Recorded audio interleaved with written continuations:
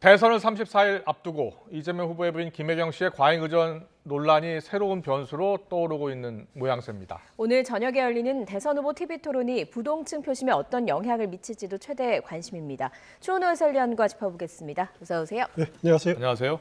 설 연휴 동안 이재명 후보 부인 김혜경 씨 과잉 의전 논란이 계속됐잖아요. 그렇습니다. 이번 논란을 어떻게 보고 계세요? 일단 이 문제가 유권자들에게 굉장히 민감할 수밖에 없는 것이요. 예. 특권 의식 그리고 특권 의식 권력의 단맛에 길들여져 있는 것 아니냐. 예. 그런 것에 대한 아주 부정적인 시각들이 많이 있기 때문입니다. 예. 그런 것들은 반드시 고쳐줘야 되는데 예. 그런데 이재명 후보 측의 대응을 보면은 초기에는 무시하는 그런 대응을 했습니다. 네. 배모 사무관의 그런 주장을 봐라 뭐 이런 식으로 하다가 여기저기서 계속 언론 보도가 나오니까 뒤늦게 어제 그 김혜경 씨 본인이 예. 이제 사과를 했고 오늘 이재명 후보가 사과를 했는데 예. 사과 내용을 자세히 보면은요. 예. 이재명 후보 오늘 사과를 보면은 경기도 재직 당시 근무하던 직원의 일로 심려를 끼쳐드려서 죄송하다라고 표현했습니다. 예. 그리고 자신이 잘못한 것은 미리 부당행위를 꼼꼼하게 살펴보지 못한 것은 잘못이고 그다음에 김혜경 씨 잘못은 문제가 될 것을 미리 감지하지 못한 것은 잘못이다라고 표현을 했거든요. 그러니까 뭐냐면은 김혜경 씨나 아니면 자신이 이런 그 잔심부름을 시킨 적은 없다. 알아서 한 거다라고 하는 것이 그 속에 이렇게 들어가 있다라는 예. 거죠. 그렇기 때문에 예. 이런 사과가 충분한지 그런 부분들은 아직 많은 사람들이 의문의 부호를 달고 있는 예. 측면이 예. 있는 것 같습니다. 그런데 이 법인카드 사용이 부적절했다면 감사기관에서 감사를 좀 받겠다. 그래서 문제가 되면 여기에 좀 책임을 지겠다라는 입장도 밝히기도 했거든요. 그렇습니다. 여기에 대해서는 좀 정면 돌파하려는 의지 아닌가 하는 분석도 있던데 어떻게 보셨습니까? 일단 감사기관에서 감사를 할 수 있는 기관이 어디가 있죠? 일단 경기도 감사관실이 있을 거고 또 감사원이 있습니다. 예. 현실적으로 두 가지밖에 없습니다. 네. 하지만 경기도 감사관실은 지금 감사관이 김희수 감사관인데 김희수 변호사입니다. 네. 이재명 지사 시절에 이렇게 발탁한 인사거든요. 사실상 여기서 할 수 있을까라고 하는 부분들은 아까 국민의힘에서도 나와서 그 의문을 표했는데 예. 사실상 좀 어렵지 않을까라고 하는 것이 일반적인 시각인 것 같습니다. 예. 그리고 감사원에서 만약에 감사를 한다? 시간이 많이 걸립니다. 예. 일단 공익감사 청구를 하려면 요건이 까다롭거든요. 네. 뭐 지방의회가 한다든가 시민단체가 한다든가 하는데 그리고 또 이제 만약에 감사를 들어가려고 하면은 위원회가 별도로 열려가지고 또 결정을 해야 되고 6개월 이내 하고 아마 나오더라도 올 연말쯤에 결과가 나올 겁니다. 그렇군요. 그러면 결국 이것은 예. 감사 기관에 하자는 것은 제가 보기에는 솔직히 그만 하지 말자라고 하는 것과 똑같고요. 결국은 수사기관에서 하는 게 제일 빠른 예. 방법이죠. 예. 그런데 과연 감사기관에 있을 경우에 무엇을 할 수가 있느냐? 현실적으로 만약에 그 불법이 드러났으면은 그 법인카드 사실을 부정하게 쓴 것이 드러났으면 그걸 회수하는 것 외에는 현실적으로 취할 수 있는 방법이 없습니다. 그렇군요. 이재명 후보는 문제가 드러나면 규정에 따라 책임지겠다 이렇게 표현을 했습니다. 규정에 따라 책임을 지겠다 이게 무슨 뜻입니까? 일단 감사를 하게 되면 예. 일단 감사가 제대로 될지도 의문인 게 다들 지금 현재 공무원들이 아닙니다. 배모 씨도 그렇고 또 폭로했다는 그 제보자도 그렇고 예. 다들 전직 공무원들입니다. 그 사람들을 상대로 해서 감사원이나 경기도 감사관이 불러서 조사를 할 권한이 없습니다. 응하지 않으면 그만이고요. 예. 그리고 만약에 외부 단체가 감사를 하면 되지 않느냐? 아니 이건 경기도의 공문서들을 볼 외부 기관이 볼 권한이 없습니다. 그렇기 때문에 현실적으로 책임진다라는 것도 좀 애매한 법적으로 따지면 좀 애매한 표현이다. 만약에 있더라도 돈을 환수하는 것 외에는 특별하게 그 처리할 일들은 없을 겁니다. 예, 알겠습니다. 지금 야당에서도 총공세가 펼쳐지고 있습니다. 송영길 민주당 대표와 김기현 원내대표가 오늘 오전에 라디오 인터뷰를 했는데요. 이 발언을 들어보고 오겠습니다. 이 김건희 씨 수사부터 제대로 했으면 좋겠습니다. 검찰총장 부인이라도 문제지만 전직 총장이고 4개월간 9차례 통하고 332건의 카톡을 했다. 어떻게 현직 검사장이 그 직접 계선상에 있지 않는 그 부인한테 이렇게 사적으로 통화를 할까요? 그것은 김건희라는 분이 단순한 윤석열 후보의 아내, 메시지를 전달해주는 수준을 넘어서 실질적인 역할을 하고 있다는 것을 증명하는 거 아니겠습니까? 집에 쇠고기 먹는데 사용했다.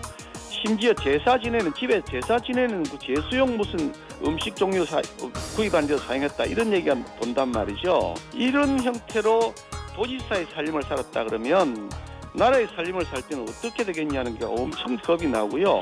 아니 약을 약을 배달한 것은 알겠습니다. 김경희 씨 배달했는데 왜 배비서관이 약이 필요했다는 것인지 앞뒤가 안 맞는 거짓말을 지금 하고 있지 않습니까? 일만 생기면 전부 부하 책임으로 다 떠넘기고 잘된 것은 전부 자기 공이라고 하는 것, 알겠습니다. 그건 이상이 아니다는 생각이 듭니다. 네.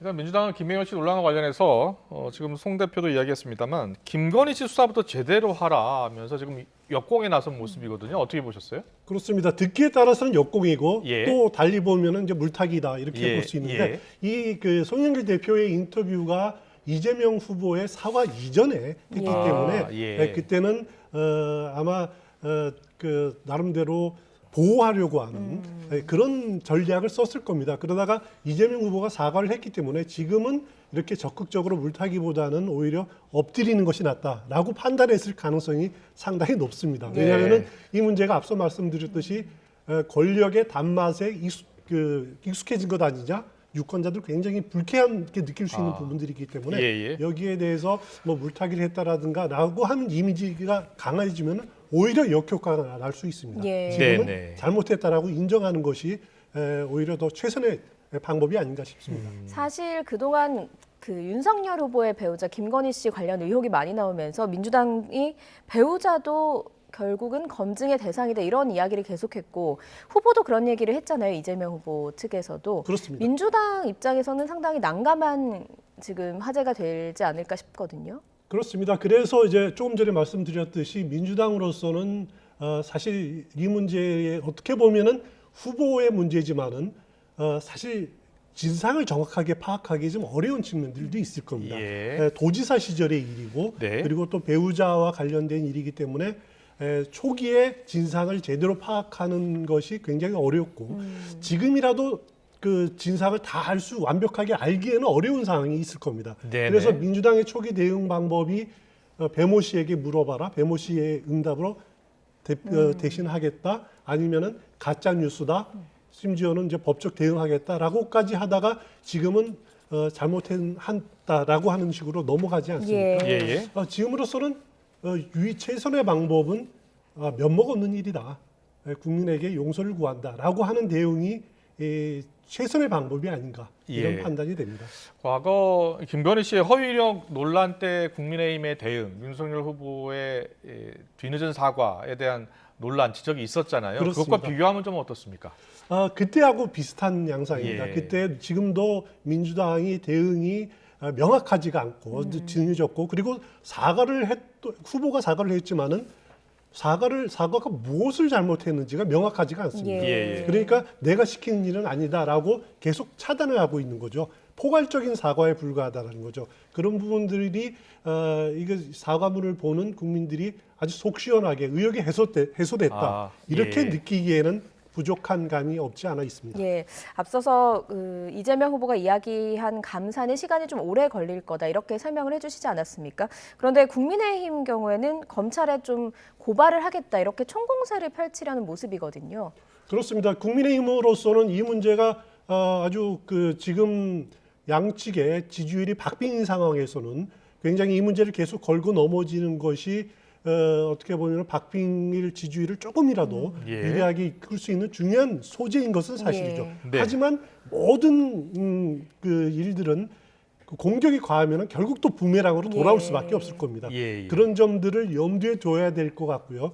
지금은 이재명 후보 부부 그리고 배모 사무관 이 세 명을 대검에 고발하겠다. 예. 뭐 이렇게 오후에 오늘 고발하겠다고 하고 있는데 고발장이 예. 제출되는지 모르겠습니다만 예. 당분간 공세를 계속할 것은 분명해 보입니다. 알겠습니다. 이재명, 윤석열 두 후보 모두 배우자 리스크가 지금 불거진 상황인데요.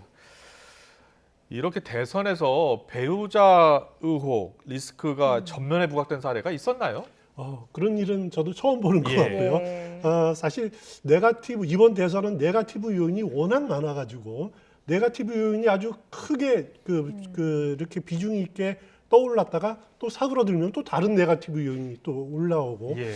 그렇기 때문에 이것이 과연 끝인가라고 의문을 품을 예. 정도로 또 다른 네거티브 요인이 등장할 가능성도 상당히 있습니다. 그래서 제가 가장 싫어하는 예. 말 중에 하나가 선거는 최악을 피하기 위해서 차악을 선택하는 것이다. 이 말을 정말 저는 개인적으로 굉장히 싫어하거든요. 네. 예. 하지만은 이번 선거는 참 유권자들이 정말 차악을 선택하는 이런 아주 볼썽사나운 투표가 될 가능성이 상당히 높아서 상당히 안타까운 마음 금할 수가 없습니다. 예. 예. 뭐 대선 30여일밖에 남지 않았는데 이번 배우자 리스크가 얼마나 또 민심에 영향을 미칠 것으로 예상을 하시는지요? 일단 배우자 네거티브 양측에 모두 나왔습니다. 근데 이것이 이제 기존의 보수층, 기존의 진보층 이미 누구 찍겠다고 마음 먹은 사람 마음에는 그다지 영향을 미치지는 않을 겁니다. 예. 하지만은 이런 요인들이 지금 중도층들이 아주 후보를 결정하지 못하고 있는 중도층들에게는 오늘 저녁에 열리는 TV 토론과 더불어서 굉장히 중요한 요소로 작용할 수 있는 것은 굉장히 분명해 보입니다. 하지만 뭐든지 과하면 역풍을 맞습니다. 예. 그렇기 때문에 국민의힘도 과한 공격을 하다가는 또 무슨 배우자 리스크가 또 발생할 가능성도 있고요. 그래서 서로 지나치면 좀 삼갔으면 좋겠다라는 예. 말씀을 드리고 싶습니다. 알겠습니다.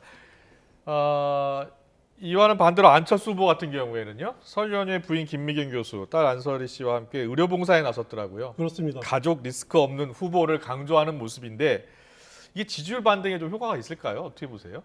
저는 큰 영향은 없을 거라고 봅니다. 그렇게 왜냐하면은 보십니까? 예. 부인은 서울대 교수고 딸은 UC 샌디에고에서 포스닥터 과정을 갖고 있고 그리고 뭐 부정부패라든가 이런 비리 의혹이 전혀 없고 아주 좋죠. 후보로서는 네. 좋죠. 예. 하지만 유권자들이 생각하기로는 뭐냐면은 나와는 다르다. 서민과는 다르다. 예. 저런 가족이 서민의 삶을 제대로 이해를 할까라고 하는 그런 한계가 있다라는 예. 거죠.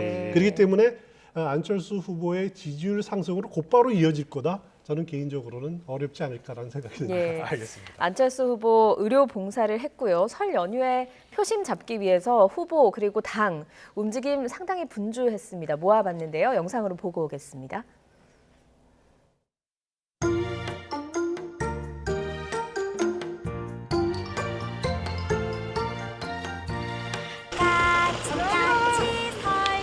아이고 반갑습니다. 네, 반갑습니다. 안녕하세요. 저 동원 윤호예요. 아 유나. 네, 윤호예요. 제 아들은 동호예요. 네, 저희가 동호예요. 생김도 비슷한 것 같아요.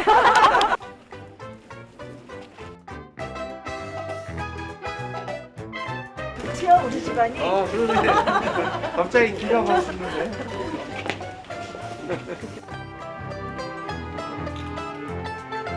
저는 우리 회장님께서 좋은 말씀도 우리 아내한테 주셔가지고 잘 챙기고 있습니다. 이렇게 훌륭한 사람을 이렇게 길러주셔서 감사합니다.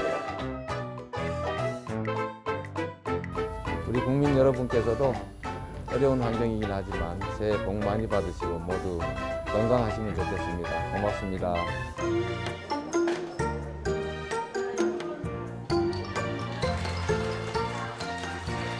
까치까치 설날은 어저께고요.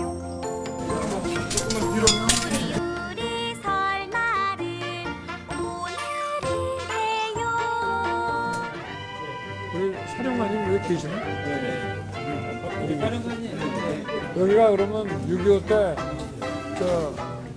전투가 치열하게 벌어졌던 곳이죠? 이 지역이죠.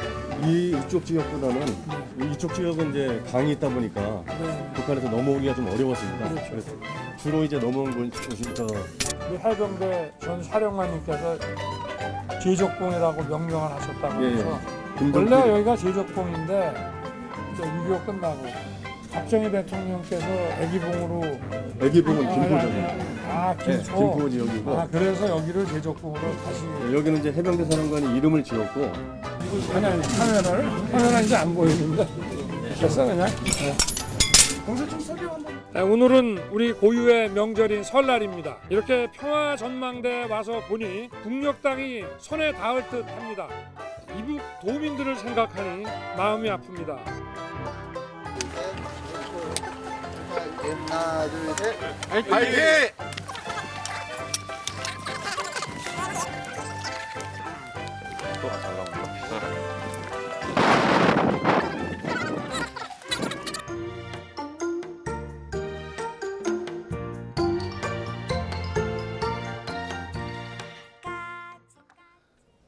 네, 설 연휴 동안 대선주자들 참 열심히 움직였는데요. 이번 대선에서 2030 세대 중도층과 함께 호남 표심이 변수로 거론되고 있잖아요. 그렇습니다. 앞서 보니까 이준석 대표가 무등산 등반도 했던데 호남 득표율 20% 이상을 달성하겠다라고 이야기하고 있습니다. 어떻게 보세요? 일단 민주당의 호남 득표 목표는 투표율 90%, 예. 투표율 80%, 그리고 득표율 80%입니다. 득표율 90%입니다. 예, 80%, 90%. 투표 예. 80, 득표 90%입니다. 지난 대선에 문재인 후보가 호남에서 60%, 그다음에 이제 안철수 후보 30%. 어떻게 보면 지금으로 보면은 그 당시에는 여권이라고 할 수 예. 있죠. 90%를 얻는데 그 수준을 유지하겠다는 건데 과거 호남에서 그 민주당 후보들이 80% 이상은 항상 얻어왔습니다. 이렇게 예. 얻어왔는데 지금은 여론조사를 보면은 이재명 후보가 50% 중반대 60% 이렇게밖에 못 미치고 있기 때문에 국민의힘으로서는 자칫하면 우리 그 20% 어쩌면 되겠다라고 이렇게 자신감을 나타냅니다만은 보수 정당이 호남에서 가장 많은 득표를 한 게 박근혜 전 대통령이 후보 시절에 10.5%인가를 얻은 적이 있습니다. 그 이상이 이제 현실적인 목표인데 국민의힘이 이런 목표를 갖는 것은 뭐냐면은 호남의 2030 젊은 세대들이 과거에는 지역 단위의 지역 여론에 휩쓸리는 그런 투표를 했지만은 예. 지금은 아니다. 지금은 전국에 있는 2030 세대와 같은 흐름을 보이고 있다. 네. 그렇기 때문에 다른 결과가 나올 거다라고 이렇게 기대를 하고 있는 겁니다. 예. 반면 민주당은 이재명 후보의 호남 득표율이 50% 60%지만 결국 이 표가 어디 가겠느냐. 호남으로 올 거다. 그러면 90% 가까이 되면은 결국 뭐냐면 지금 전국 단위 여론조사 뭐 아주 그 두 후보가 아주 타이트하게 붙어 있지만은 호남의 확정성이 이재명 후보에게 상당히 있는 것이다. 예. 숨은 호남표가 상당히 있다. 이렇게 기대를 걸고 있다. 서로 동상이몽을 보이는 예. 예. 그리고 지금 민주당하고 국민의힘 양당에서 또 모셔오려고 약간의 분위기를 가열하고 있는 인물이 또 있지 않습니까? 김종인 그렇습니다. 위원장이요. 어떻게 보셨습니까? 일단 김종인 전 위원장을 영입을 해서 뭐 선대위에 내세우겠다 이런 것은 아닌 거죠. 김종인 전 위원장을 상대방에 가는 것은 차단하겠다.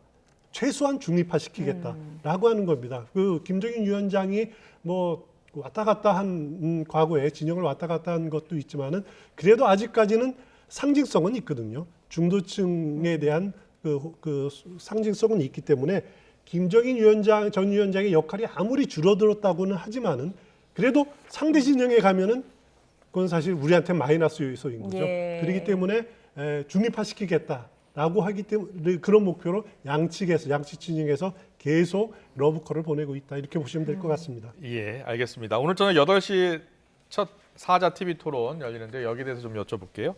오늘 토론 관전 포인트 뭐로 보고 계세요? 일단 관전 포인트 뭐 여러 가지가 있는데요. 일단 제가 보기에는 이미 많은 분들이 후보를 정했을 겁니다. 네. 보수층이나 진보층이나 할 것 없이 이미 후보를 마음을 정한 사람들이 TV 토론을 보고 마음을 바꾼다 이러기에는 쉽지는 않을 겁니다. 왜냐하면은 어느 한 편이 원사이드하게 이기는 토론으로 진행되기는 굉장히 어려울 겁니다. 토론 형식 자체가 미리 주제가 정해져 있고 예. 자유토론 시간은 또 시간이 제한돼 있고 자유토론에 나올 문제들은 다 나름대로 준비를 해왔기 때문에 완사대한 승리나 패배는 없을 겁니다. 그렇기 때문에 토론을 통해서 누가 잘했다 못했다라고 판단하기는 어려울 겁니다. 그렇지만은 이번 토론의 심판자는 중도층입니다. 아직 마음을 못 정하고 있는 중도층이 보기에는 이 사람 비호감이었는데 좀 그 토론하는 거 보니까 괜찮네, 믿을만하네라고 하면은 그 사람이 입장을 정할 가능성이 상당히 높다라는 거죠. 예. 그 표가 1%, 2%만 됐다라고 해도 이번 어떻게 보면 대선 판도를 바꿀 수 있는 굉장히 중요한 요소가 될 겁니다. 예, 이재명, 윤석열 후보의 경우에는 각종 리스크를 좀 돌파를 해야 되고 안철수 후보와 심상정 후보의 경우에는 반등이 좀 필요한 시점이잖아요. 어떤 모습이 좀 연출이 될 걸로 예상을 하십니까? 안철수 후보에게 지금 오늘 관심을 기울이는 것은 과연 후보 단일화 문제에 대해서 무슨 그 태도를 보이느냐, 혹시 지금까지 보여왔던 것과 다른 입장 변화를 보이느냐, 그리고 심상정 후보는 진보정당으로서의 색채를 뚜렷하게 보일 수 있느냐, 이런 문제들이 남아 있는 것은 사실입니다. 그런데 여기서 모든 4명의 주자들이 마찬가지지만은 중요한 것은 콘텐츠가 아닙니다. 오늘 TV 토론은 예. 어떤 이미지를 보여주느냐, 어떤 이미지를 가지고 설득하느냐. 그러니까 이재명 후보는 안정감을 주는 후보다라는 점을 보여줘야 되고요. 예. 그 윤석열 후보는 검찰총장 출신이라는 딱딱함에서 벗어나서 소탈함, 이런 것을 보여줄 수 있어야 되고, 안철수, 심상정 후보는 변화의 주역이다라는 것들을 보여주고 설득력 있게 다가가야 됩니다. 그런 이미지들을 제대로 달성하는 후보가 아마 성공하는 TV 토론의 승자가 될 것이다, 이렇게 보시면 될 것 같습니다. 그렇군요. 어떤 이미지를 보여주느냐가 더 중요하다, 이런 분석을 해주셨습니다. 추은호 해설위원과 함께 정치권 이슈 짚어봤습니다. 잘 들었습니다. 고맙습니다.